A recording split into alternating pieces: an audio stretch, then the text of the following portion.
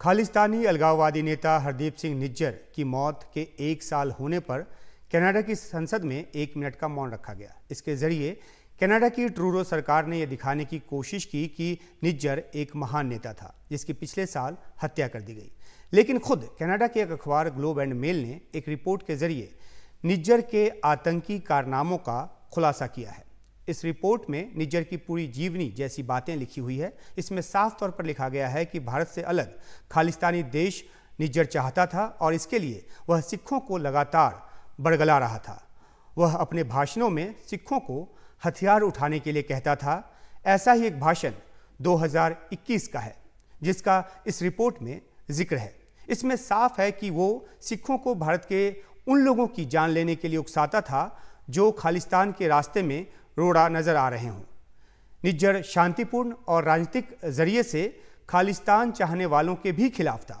उसने साफ तौर पर कहा कि ऐसे लोगों को पीछे छोड़कर आगे बढ़ने की जरूरत है क्योंकि इस रास्ते आज़ादी नहीं मिल सकती।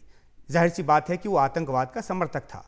ग्लोब एंड मेल ने अपनी रिपोर्ट में निज्जर के ऐसे भाषणों की रिकॉर्डिंग होने का भी दावा किया है जिसमें वो आतंकवाद की बात करता सुनाई पड़ रहा है। निज्जर पर आतंकी कैंप चलाने की बात भी है, ये आरोप भी है। इस रिपोर्ट में इस बात का हवाला भी दिया गया है और कहा गया है कि आतंकी मनदीप सिंह धालीवाल के साथ निज्जर ने 5 और युवकों के साथ आतंकी ट्रेनिंग में हिस्सा लिया था जिसमें हथियार और जीपीएस चलाने का प्रशिक्षण दिया गया था। ऐसे उदाहरणों के साथ रिपोर्ट में कहा गया है कि इन्हीं वजहों से उसे भारत के लिए खतरनाक दुश्मन माना गया।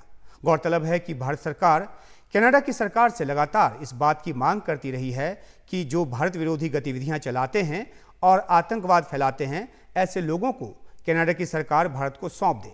लेकिन न तो निज्जर के मामले में कनाडा ने ऐसा किया और न ही अन्य ऐसे तत्वों के खिलाफ कनाडा की सरकार अब तक कोई कार्रवाई करती नजर आ रही है। उल्टा वो मानवाधिकार और अभिव्यक्ति की स्वतंत्रता के नाम पर खालिस्तानी आतंकवादियों को खुली छूट उन्होंने दे रखी है। वे भारतीय नेताओं के खिलाफ हिंसा को प्रदर्शित करते हुए झांकी निकालते हैं और भाषण देते हैं।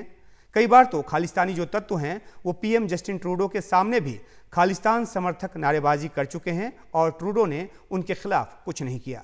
भारत के विदेश मंत्रालय ने एक बार फिर कनाडा सरकार से कहा है कि उग्रवाद और हिंसा का समर्थन करने वालों को वो राजनीतिक जगह न दे। लेकिन कनाडा की ट्रूडो सरकार जो कि सिख अलगाववादी नेता जगमीत सिंह की पार्टी न्यू डेमोक्रेटिक पार्टी के समर्थन पर टिकी है, ऐसे में वह भारत सरकार की सुनेगी ऐसा लगता तो नहीं है क्योंकि इतिहास भी ऐसा रहा है। भारत के बार बार आग्रह के बावजूद कनाडा ने ऐसे तत्वों के खिलाफ कार्रवाई नहीं की है।